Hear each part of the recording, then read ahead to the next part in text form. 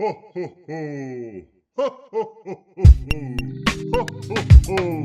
Ho, ho, ho. Ho, ho, ho.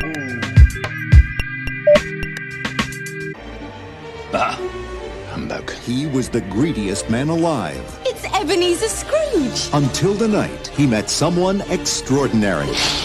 Hello. The Muppet Christmas Carol. I'll drink to Mr. Scrooge, even though he is odious, stingy, and badly dressed. Humbug.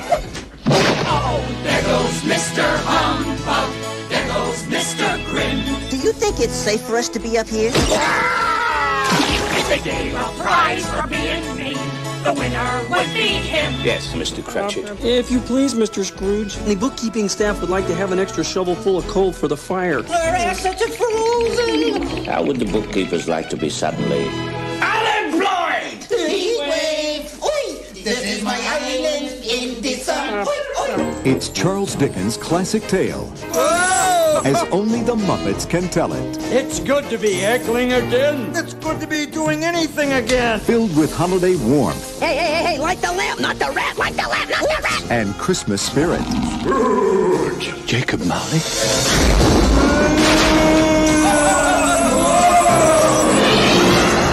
Oh, that's scary stuff. Should we be worried about the kids in the audience? No, it's all right. This is culture.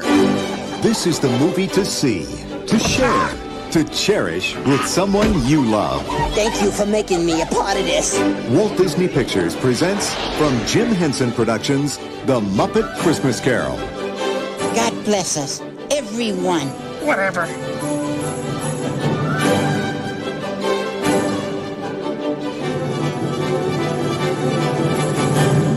Ho, ho, ho, who would you blow? Ho, ho, ho. Kids, don't listen to this, even though we're talking about children's movies for the last 2 days. If you have children, turn off the podcast. I don't think kids don't really listen to podcasts anyway. No, but if you're in the car with your kids, don't. Yeah, that's true. Yeah, I think that might be the only time it happens. I do have explicit markings on everything. Also, though, if you're in the car with your kids, why don't you listen to music or something fun that they can also participate in? For the next week, we are Moviehumpers, but then we are changing our names to the Projectors. If you're watching on YouTube, you see the banner.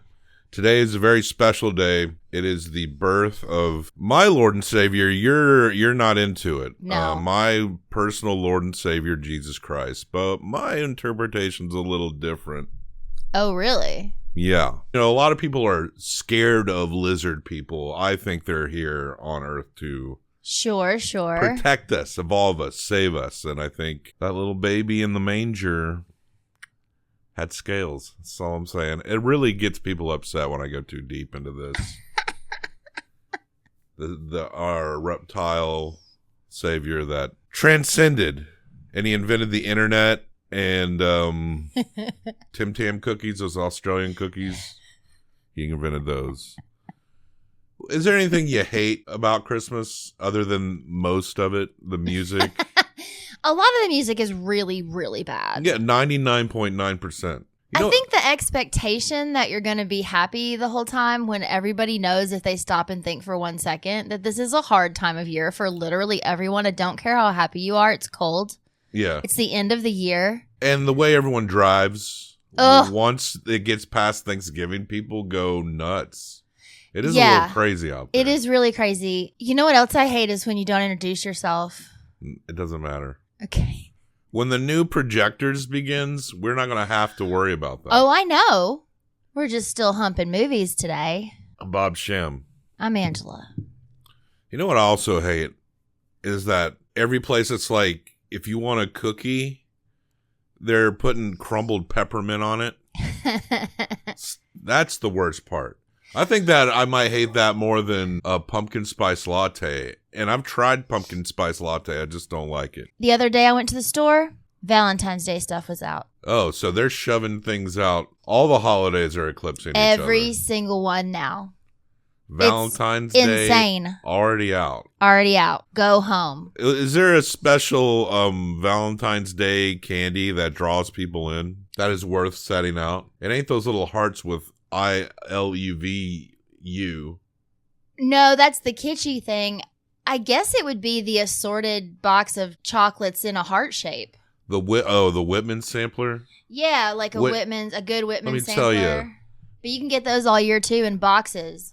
You know, are not heart shaped. You got the people you love in your life, but then you got the people that are just all right. But with the people who are just all right and you need to give them something, might I recommend the most mediocre box of chocolates that have ever been put together? That's right. This episode is sponsored by Whitman Sampler. Not too good and not too good. Whitman Sampler. Pass it around. It's kind of cheap. You're inevitably going to You'll eat something you hate. You'll eat it anyway. You will because you don't know what's in there because It's they tell chocolate. you, but you don't look at that little piece of paper. Why would you take the time? You'll eat it anyway because look at you.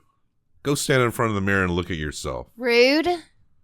Whitman Sampler. You try it out this holiday season. Happy Holidays now includes Valentine's Day and Groundhog Day. Yes. And President's Day, MLK Day, and my birthday. Happy Holidays. Get yourself a mediocre Whitman Sampler. No one's going to be impressed by it, but that's okay because you're not impressed with them. That's why you got them a Whitman Sampler. It was like 2 for $7 at the Walgreens. Christmas. Not as good as Thanksgiving. I don't care what you say. No, the food's not as good. It's so much more expensive. Thanksgiving's pretty expensive for us because we cook it a lot. But God, the news is like people are spending more every year. It's like people are spending more and more. It's like that's because we live in a credit society. Like yeah, and everything costs more. Just because people buy shit doesn't mean that they can afford it. It's just set up in a way where you just have to run your credit to get things done. Yeah, because there's the expectation that you're going to deliver the same, if not better than before, and you feel pressured to do that. But I feel like the media class, who is an extension of the ruling class, let's get political here, they don't interpret that in the same way that everyday people interpret that. Right. Whereas people are just trying to get close to normalcy in American life and doing what they have to do. And that's not necessarily indicative of like financial comfort. Right. And a lot of people will, even if they make a lot of money, will surround themselves with certain things that still equivocate them to something close to a paycheck to paycheck because of what so someone who makes like twice as much as we do or you do could still have so much shit that the lifestyle isn't really that different. Yeah. But the media class is like, stocks are up. Christmas is hot. Stocks are up. Everything's fine. If Wall Street is giving us the thumbs up, everything is fine. No, let's take a look at the student loan balances and credit card balances. Right. And number of bankruptcies and number of foreclosures, and then talk about how we're doing. Luigi Mangione. He didn't do it. Innocent. It's a good man. He's a good man. You need to be a little crazy to turn the arc of history sometimes. He didn't do it. Innocent. We're meandering, but you can on this Christmas Day. So this is Christmas. I only really like the Kinks' Father Christmas song. And that's just because I'm a huge fan of that band. Mm-hmm. And the Quad City DJ's Christmas song, the Miami bass, What do you want for Christmas? Hey player, what you gonna get for Christmas? Yeah. What you gonna get that for? Come on. What you gonna get for Christmas? Yeah. What you gonna get that for? I think that's about it. The ones that are super moody from a long time ago, like Carol of the Bells and shit, I can maybe vibe with those a little bit. I do like Carol of the Bells. Those are maybe, but that was from a time where it seemed like that was just popular music. And I love it in particular because in high school, I sang in a choir and we did all the parts, and it sounds amazing. When you're singing that in a full choir, it's so much fun. What if I was like, the only Christmas song I like is all of Handel's Messiah? I guess it's all right. Yeah, that's fine. I guess a little boring, but fine. I think maybe Christmas music from that era is the only one that seems to be. It's not like I'm still going to listen to it, but it seems to be it makes sense. It's like it's the platform of it all. You know? Get down with that wassailing. Here we come a wassailing among the leaves so green. We are at some point going to talk about The Muppet Christmas Carol from 1992, directed by Brian Henson, written by Jerry Jewell, and based on a book by Charles Dickens. Maybe you've heard of it. The same book that Scrooge was based on, starring Michael Caine and the Muppets. Cinematography by John Finner. Cost $12 million, made $27 million in 1992. I didn't realize this movie was that long ago. This movie is a lot of fun. Name Muppets. You name a Muppet, I'll name another Muppet. Kermit. Miss Piggy. Gonzo. Robin. Rizzo. The Shrimp. Sam the Eagle. The shrimp is not Fozzie. even in this one. He's not. Rolf. Animal. Is her name Penelope? In the Penny in the band. Statler. Beaker. Waldorf. The Swedish Chef. Forgetful Jones. Ooh. That's not a, well, he is a, that's a Sesame Street character Street. that hasn't been around in decades because people forgot him. Now, don't tell me. I remember. Okay. I'm good at remembering. Oh, no, you're not. You forget all the time. That's why they call you forgetful. Oh, I forgot. We ran out of steam there. We know them all visually. We don't know all their names.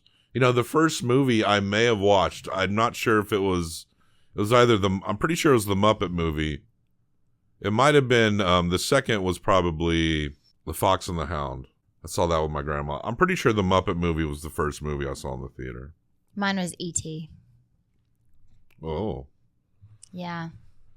Cool. The Muppet Christmas Carol is narrated through Gonzo plays Charles Dickens and Rizzo the Rat plays Rizzo the Rat. Hanging out with him. They're narrating the movie, and most of the comedic focus is them. Yeah. And they are kind of funny. And Gonzo wants to fuck chickens. That's kind of he always has, yes. That's an interesting little side bit. Like, he's sexually attracted to poultry. He used to have a thing for Miss Piggy at some point.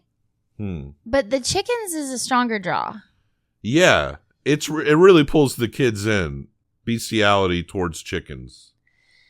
Well, they don't explicitly imply that is he's it fucking bestiality? them. They're beasts, ain't they? But what is he? He's a gonzo? He's the Gonzo the Great. Yeah. One of a kind. What is Gonzo? We've been asking that question for over 40 years. But that's where the main comedy is. If you take them out, then it's a straightforward Christmas Carol, adaptation of the Christmas Carol that happens to have Muppets in it. And Michael Caine is not, he's treating it all like like Bob Cratchit is played by Kermit the Frog. He's treating that like it's a human. Yes, they're playing these roles very straightforward with a lot of very forgettable songs. Something in the wind today that's good for everyone. Yeah. Yes, faith is in our hearts today. We're shining like the sun. And everyone can feel it. The feeling's running deep. After all, there's only one more sleep till Christmas. After all, there's only one more sleep till Christmas. There's a lot of songs in this. I didn't remember a single one. I don't know that any of them went on to have any life after this, which is interesting because usually in a Muppet movie or a Sesame Street movie, you do end up having something that sticks. I think it's the comedy that stuck more than the songs to me. We saw this a few days ago. I honestly forgot there were songs in it, but yeah, there is. That's because they're forgettable. It's not unpleasant. They're fine. Yeah. You're sitting through. I guess that's the other element that makes it a little extra from the classic.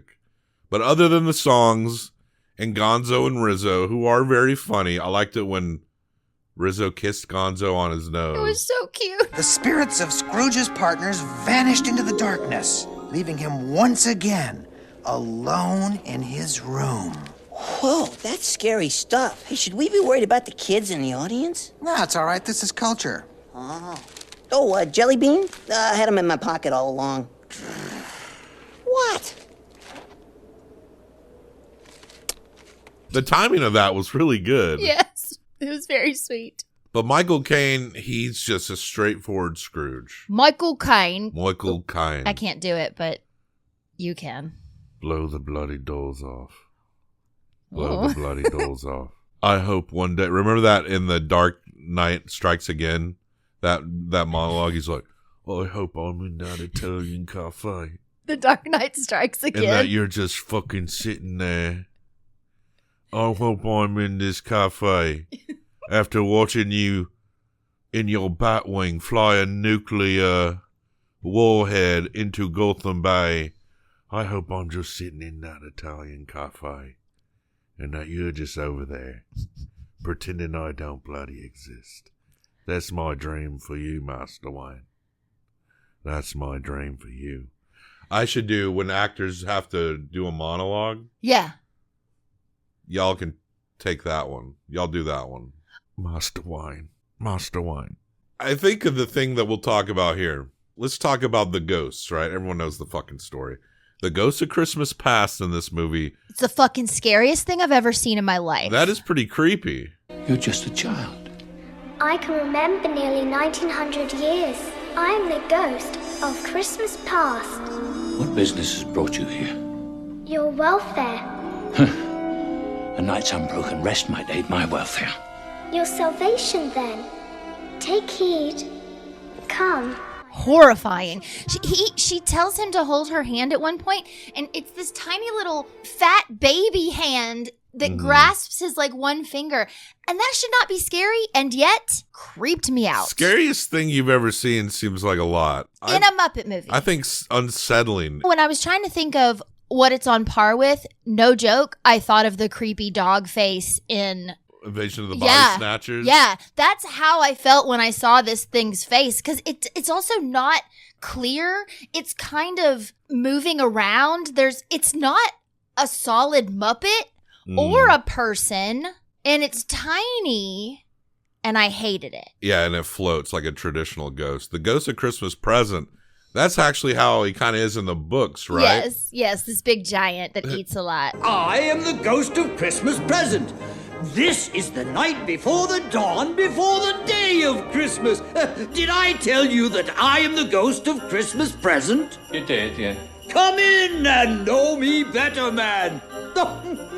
You're a little absent-minded spirit. No, I'm a large absent-minded spirit. Who can shift his size around.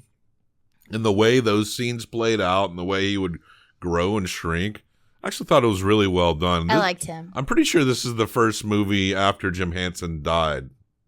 The first Muppet movie post. I think he died in 90 or 91. And I think this was 92. Yeah. Yeah, I really enjoyed The Ghost of Christmas Present. I also liked how he aged through the night. Oh, yeah, because he can only be on this mortal coil for a night. Yeah. But he didn't die at the end. He turned into glitter. And the Ghost of Christmas Yet to Come looked pretty cool, too. Of course, he always kind of looks like the Grim Reaper. But there was something about the proportions of him that were interesting. And his hands were like dark blue. Like you could tell it was some old, like the concept of some Muppet from long ago. And yeah, I mean, I think this story all in all is the classic Charles Dickens' A Christmas Carol. It's a pretty amazing story. And it's ripped off for a lot of reasons. Like even It's a Wonderful Life kind of takes from it in that sense of where the realities of the way you connect with the world will lead to your redemption if you're willing to be redeemed. Yes. In most any interpretations, in Scrooged, in the classic, and this one, when Ebenezer, in this case Michael Caine, comes out and he's like super joyous and wants to help everyone in their lives, like it really is just a lovely thing to sit through. Yeah. I'm trying to even think of any adaptation of this that I think is just bad. I don't know if it would have to be some school stage show I saw And even then, it's you're not gonna sit there and write an essay about that, right? No, yeah. I've seen it on stage a couple of times. The only thing about it that is consistent that I always question when it happens is when in the future Ebenezer is shown that he is going to die. And for some reason that makes him crazy upset. You will die one day. Yeah. Even if you go back, yes, you should appreciate your life. Absolutely. It's making you real. I know the like philosophy behind it. It's making you realize that you're mortal and that you only have so much time. But they always act like, oh, don't let me see my name upon this stone. And it's like the worst thing ever. And it's like, you're going to die one day, but just like maybe you'll have some people crying for you instead of everyone praising that you're dead. That is, when we see Michael Caine inching towards his tombstone, it's like, what other name's going to be on that, dude? Yeah, I mean, hearing people... I hope I wipe the snow off and that the ghost of Christmas yet to come is just showing me Jim Thompson's grave for whatever reason. The part where he's hearing people be happy that he's dead, absolutely. Yeah. That makes a lot of sense because it's what people really think about you. But yeah, that idea that seeing your name on a tombstone is the ultimate. When he wiped and saw his name, he should have said the line, I thought I was going to be immortal. What is death? I mean, this is a story almost, 2 centuries old? So, yeah. People lived a lot shorter lives then, too. That's true. But he had made it. Scrooge made it because of that money. Yes. One complaint about this is that Miss Piggy didn't haul off and physically abuse anyone. Growing up, Miss Piggy would throw down like you wouldn't believe, like at the drop of a hat. And it's always a treat to watch Miss Piggy either domestically abuse her man or anyone trying to get between her and her man. This is a good example of how good of an actress Miss Piggy is in that she was able to tone it down for this role. There was a moment towards the end was where she was standing in the doorway and she was yelling at Michael Caine and she was threatening to injure him. Bob Cratchit, I've had my fill of this. And I have had my fill of you, Mr. Scrooge. And therefore, Bob Cratchit. And therefore, you can leave this house at once. And therefore, I'm about to raise your salary. Oh, and I am about to raise you right off the pavement onto... Pardon? Yes, Bob. Raise your salary and pay your mortgage on this house. But then she realized that he was wishing them a Merry Christmas. I wanted her to go, hi-ya, on Michael Caine. Yes. Also, he brought her a raw turkey.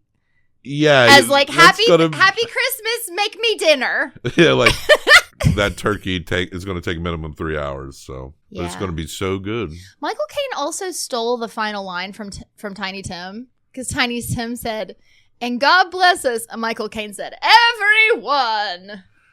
When I did speaking of grade school productions of A Christmas Carol, I think it was at the Roxy. Someone from our class was playing Tiny Tim because he was a skinny kid. And so we were like, we're all going to go see A Christmas Carol at the Roxy in Clarksville, Tennessee. As a class, we saw it in shifts. And, or I don't think it was the whole school, maybe the grade or something. And so we're all packed in there and he runs out and he's Tiny Tim and he turfs out and he trips and like lands on his stomach and slides. Oh no! But he got up. He was a pro and he kept it going. He hit his marks even after he hit the stage and floor. Y'all all laughed at him, didn't you? Of course we did. And of course we brought it up endlessly after the fact. And of course I still remember it to this very day. Daniel, that was hilarious. Thank you. The Muppet Christmas Carol. Let's go ahead and rate it. 1 through 5 each, combined for best out of 10. I think I gave Scrooge the 4. 4 has been a common number I'm throwing out because it's the season. Yeah. And the reason for the season is Christ, and Christ is compelling me to give a lot of movies a 4. The power of Christ compels you. And I would give this a 4 because I did think this was a lot of fun, a great kids adaptation of A Christmas Carol. But Miss Piggy did not hi-ya anybody. I need to see her domestically abuse people. Need those curls to bounce around.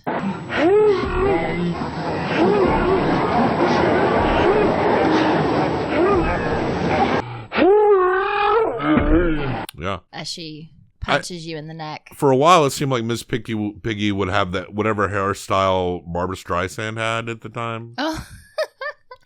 But now Barbra Streisand's really old and posting things on Melissa McCarthy's Instagram like, "Are you on Ozempic?" Oh my God. Just, she's old, you know. She cloned her dogs.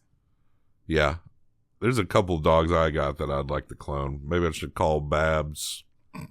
Anyway, I'm going to 3.75. Wow. I think this is actually quite good. It's okay. Like, it's good. It's pleasant. But I didn't love it. I'm giving it... How often do you really love a movie? I mean, according to how often I say it on this show, pretty regularly. I get too Maybe excited about things. Too much, maybe? Yeah, but I'm being honest here that... Well, thank you. And not getting caught up in the feeling of the day and the season. Why not get caught up in the feeling of the day? All right, let's go 3.5. Is that you getting caught up in the feeling of the day? Yeah, I just got caught up in it. Well, what were you going to give it? A 3.25. That's barely different. Yeah. That's barely different. I know. Well, which one is it? It doesn't matter. The ratings never matter. 3.25. So that is, what is that? 7. Folks, your Christmas wish has come true. The Muppet Christmas Carol, directed by Brian Henson from 1992, is a 7. I actually think that makes sense, that Absolutely. Score for this. Yeah. It shares that ranking with movies like The Naked Gun, The Adventures of Robin Hood, Nightmare Alley, Love Actually, Friday the 13th, the original, and Forrest Gump. It's at least as good as those movies, if not better. So that's a very breezy Christmas Day edition review of the Muppet Christmas Carol. You know the Muppets and you know the story, right? So, but I think I would recommend it. It's a good family one. Yeah, put it on today. Put it on whenever today. you hear this. Put it on right now. Right now. Go put it on right now. It's on Disney Plus. Because Disney bought it all. To you and yours on this holiday day, we wish you nothing but the best. Like, subscribe, leave a comment, all that stuff. No one's going to hear this on Christmas Day because everyone is busy. But if you're Asian, maybe you'll hit it up. Or you need a break from your fam. Yeah. You might need a break. Yeah, it's only like a half hour. All right, let's get out of here. What did Tiny Tim say? And God bless us, everyone. Look at Santa Claus is the deal. On Christmas, you got to keep it real. I'ma go to the club on Christmas Eve. And when I come home, I want to see. Yes, I need my Christmas tree with a people